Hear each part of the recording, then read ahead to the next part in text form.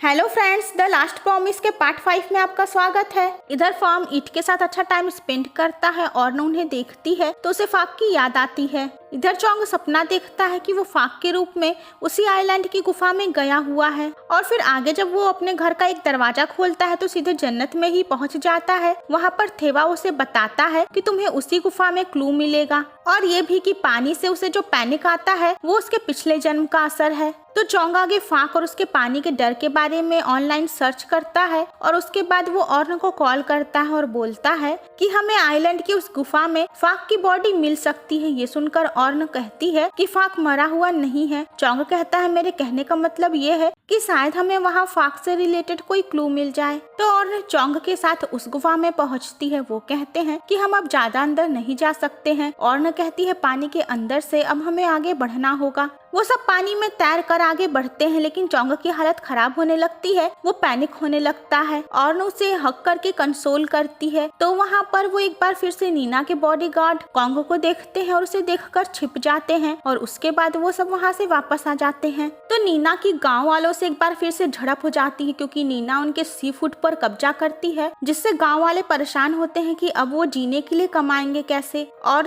चोंग को गाँव वालों की चिंता होती है। आगे और चोंग को साइकाइट्रिस्ट से मिलवाने लेकर जाती है ताकि उसे पानी में जाने से जो पैनिक होता है उसका इलाज हो सके। और याद करती है कि फाक को भी ऐसे पानी में जाने से प्रॉब्लम होती थी और इसलिए वो उसको डॉक्टर के पास ले आई थी। तो डॉक्टर को दिखाने के बाद जब चोंग ऑर्न के पास आता है तो ऑर्न को एक पल के लिए चोंग की जगह फाक नजर आता है। तो फार्म नामवान से मिलता है। आई उन दोनों को साथ में मॉल में और उसके बाद रेस्टोरेंट में देखती है तो वो बहुत ज्यादा जेलस होती है। वो गुस्से में उनके सामने जाती है और फार्म से बोलती है कि तुम इसके साथ अकेले क्यों हो, तुमने मुझे इनवाइट क्यों नहीं किया। तब जाकर आई को रियलाइज होता है कि वहाँ पर कैमरामैन है। दरअसल नामवान और फार्म व्लॉगिंग कर रहे थे। आई बहुत ज्यादा एम्बैरेस्ड हो जाती है। आगे फार्म उसे टीज करता है कि तुम्हें क्या लगा, मैं नामवान के साथ डेट कर रहा था, क्या तुम जेलस हो रही थी। आई कहती है नहीं तो मैं जेलस नहीं हो रही थी। उधर चोंग स्कूबा डाइविंग की प्रैक्टिस के लिए गया था और आर्न उसकी पार्टनर बनी थी। जब चोंग पानी के अंदर जाता है तो वो फिर से पैनिक हो जाता है और उसे कंसोल करती है। तो कुछ ऐसा ही इनके बीच पास्ट में भी हुआ था और ने फाक को भी स्कूबा डाइविंग सिखाई थी। तो ऑर्न और चोंग काफी करीब आ गए थे। चोंग ऑर्न को किस कर देता है। ऑर्न शॉक्ड हो जाती है और चोंग को एक थप्पड़ मारती है। तो उधर नीना इट को भड़काई थी कि चोंग और आई के बीच में कुछ चल रहा है, जिसके बाद इट आकर फार्म से कहता है कि आखिर चोंग का पार्टनर कौन बना है। जिसके बाद फार्म स्कूबा डाइविंग सेंटर आ जाता है। तो चोंग ऑर्न से माफी मांग रहा था, तभी वहाँ पर फार्म आता है। वो चोंग से पूछता है कि तुम यहाँ क्या कर रहे हो और तुम्हें तो किसी पार्टनर की जरूरत होगी, तुम्हारा पार्टनर कौन है। तो चोंग उससे झूठ बोल देता है कि टीचर ने किसी को पार्टनर बनाया है। चोंग और फार्म बात करते हैं कि उन्हें गांव वालों की हेल्प करनी चाहिए। चोंग कहता है कि और ने गांव वालों को अपने एयरपोर्ट पर काम के लिए ऑफर दिया है।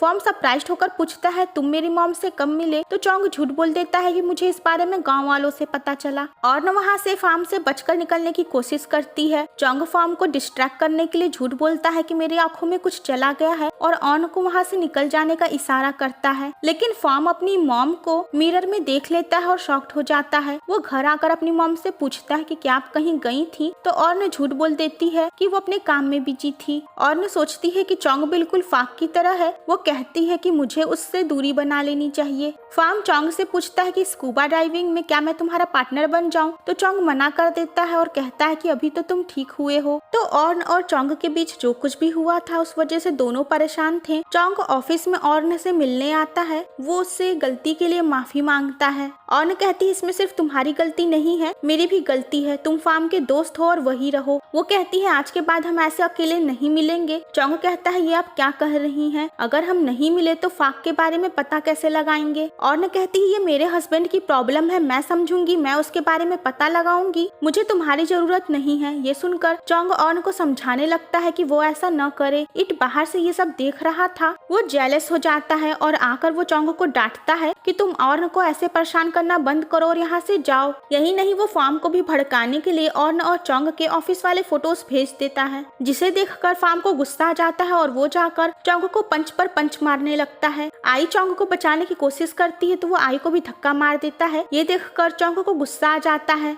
और फिर क्या दोनों में फाइटिंग शुरू हो जाती है। आई उनके बीच के झगड़े को खत्म करने की बार बार कोशिश करती है। फाइनली आई जब चोंग के सामने आ जाती है तब जाकर फार्म शांत होता है। आई कहती है तुम दोनों पहले अपना दिमाग ठंडा करो और उसके बाद ढंग से बात करो। फार्म आई को उन फोटोज के बारे में सब कुछ बता देता है तो आई कहती है कि तुम्हें ऐसे रिएक्ट नहीं करना चाहिए था। चोंग तो कभी भी किसी भी लड़की में इंटरेस्टेड होता ही नहीं है। चोंग भी आई को बता देता है कि वो ऑर्न की हेल्प कर रहा है फाक के बारे में पता लगाने के लिए। आई उसे भी समझाती है कि फार्म नहीं चाहता है कि उसकी मॉम अभी भी उसके मरे हुए डैड के चक्कर में ही अपनी लाइफ बर्बाद करे। वो अपनी मॉम को लेकर बहुत प्रोटेक्टिव है तो तुम फिर कभी उसकी मॉम को ऐसे परेशान मत करना। चोंग दुखी होकर कहता है कि मेरे और फार्म के बीच में कभी भी झगड़ा नहीं हुआ, मैं उसे मनाऊंगा कैसे। तो नीना एक बार फिर से इट और ऑर्न को एक साथ देखकर उनको ब्लेम देती है कि उन दोनों का अफेयर चल रहा है। आगे इट ऑर्न से कहता है कि मुझे लगता है कि हम दोनों को सच में एक साथ हो जाना चाहिए ताकि कल को कोई हमें ऐसे ब्लेम दे के हमारी इंसल्ट न करे। ऑर्न कहती है कि नहीं, हम दोस्त ही अच्छे हैं और जब फाक वापस आएगा तो उसे बहुत खुशी होगी कि तुमने हम लोगों का इतना ख्याल रखा है। तो आगे फार्म अपनी मॉम पे गुस्सा होता है कि आपने मुझसे झूठ क्यों बोला, आप चोंग के साथ मिलकर डैड की तलाश कर रही हैं, आपने मुझे इस बारे में बताया क्यों नहीं। मुझे पता है कि चोंग ने मेरी जान बचाई इसलिए ही आप उसे थैंक्स कहने के लिए स्कूबा डाइविंग सिखा रही थी, लेकिन क्या प्लीज आप अब डैड के बारे में पता लगाना बंद करेंगी। और न कहती है कि तुम मेरी जिंदगी हो और तुम्हारे डैड मेरी सांसें, मैं अपनी जिंदगी और सांस दोनों में से किसी को भी नहीं छोड़ सकती हूँ। फार्म वहाँ से चला जाता है। चोंग भी वही मौजूद था जो उनकी बातें सुन रहा था। ऑर्न को भी उसके वहाँ होने का एहसास हो जाता है। वो बोलती है अच्छा होगा कि हम अब न मिले। वो वहाँ से चली जाती है। चोंग दुखी होकर रोता है। तो आगे भी चोंग फाक के बारे में रिसर्च करता है। वो ऑर्न के बारे में सोचकर दुखी होता है। उधर ऑर्न भी फाक की तस्वीर ली रहती है और बोलती है कि तुम आखिर कहाँ हो। एंजल्स हेवन से उन दोनों के बीच के प्यार की बॉन्डिंग को देखते हैं। तो आगे चोंग स्कूबा डाइविंग की क्लासेस करने के लिए आता है। वो वहाँ पर फार्म को देखता है। फार्म कहता है ठीक है, मैं मान गया हूँ कि मेरी मॉम डैड के बारे में पता लगाना चाहती हैं, लेकिन मुझे ये समझ में नहीं आ रहा है कि तुमने मेरी मॉम की लाइफ इतनी रिस्क पे क्यों डाल दी। तुमने अपनी लाइफ भी रिस्क पे डाली है। चोंग कहता है मैंने ये तुम्हारे लिए किया है। तुम अपने डैड के नफरत का बोझ लिए रहते हो। मैं चाहता हूँ कि तुम जिंदगी में आगे बढ़ो और खुश हो, और इसलिए ही मैं तुम्हारे डैड के बारे में पता लगाना चाहता हूँ। मैं सच में सीरियस हूँ। फार्म उसे इन सब मैटर में पढ़ने से मना करता है और कहता है कि तुमने मेरी जान बचाई है तो मैं भी तुम्हारे लिए कुछ करना चाहता हूँ। वो डाइविंग क्लासेस में उसका पार्टनर बन जाता है। तो ऑर्न भी चिंता में आई थी और वो फार्म को चोंग के साथ देखती है तो रिलीफ होती है, लेकिन चोंग पानी में जाते ही पैनिक हो जाता है और तुरंत उसे बाहर निकालना पड़ता है। अचानक फार्म की तबीयत खराब हो जाती है। उसके सिर में तेज दर्द होने लगता है। उसका हॉस्पिटल में चेकअप होता है और डॉक्टर फार्म को बताते हैं कि तुम्हें ब्रेन ट्यूमर है। ये सुनकर फार्म शॉक्ड हो जाता है। इधर आई और चोंग उसकी चिंता करते हैं। फार्म आता है तो आई परेशान होकर पूछती है कि डॉक्टर ने क्या कहा, तुम ठीक तो हो, तुम्हें कुछ हुआ तो नहीं है। फार्म हंसने लगता है और झूठ बोलता है कि सिर में चोट लगने की वजह से ही वो साइड इफेक्ट था और मेरे सिर में बस दर्द हो रहा था। आई नाराज होते हुए कहती है कि तुमने तो मुझे डरा दिया था और वहाँ से चली जाती है। चोंग उससे पूछता है कि तुम ठीक हो ना, तो फार्म कहता है हाँ। तो हॉस्पिटल में एक बार फिर से चोंग को थेवा एक डेड बॉडी में मिलता है। चोंग कहता है क्या तुम इंसानों की तरह मुझसे कभी नहीं मिल सकते हो। थेवा कहता है कि मैंने तुम्हें कहा ना कि अपने बेटे और गर्लफ्रेंड के साथ रिश्ते बनाना बंद करो, तुम्हें एक इम्पोर्टेंट मिशन पूरा करना है। चोंग कहता है ये कह कह कर तुमने मेरा कान पका दिया है, कुछ नई बात हो तो बोलो। वो उसका फेस ढक देता है। थेवा उसको फिर से वार्न करता है कि तुम्हारे पास बहुत कम समय बचा है। अब चोंग बेचारा तो बुरा फंसा था। वो एक बार फिर से ऑर्न से जाकर मिलता है और कहता है कि हमें फाक के बारे में जल्द से जल्द पता लगाना चाहिए। ऑर्न कहती है कि तुम अब इस मामले से बिल्कुल दूर रहो। अब चोंग उन्हें कैसे समझाता कि वही तो इस मामले में पड़ेगा, नहीं तो एंजल्स उसे छोड़ेंगे नहीं। तो फ्रेंड्स, इसका नेक्स्ट पार्ट देखना मत भूलिएगा।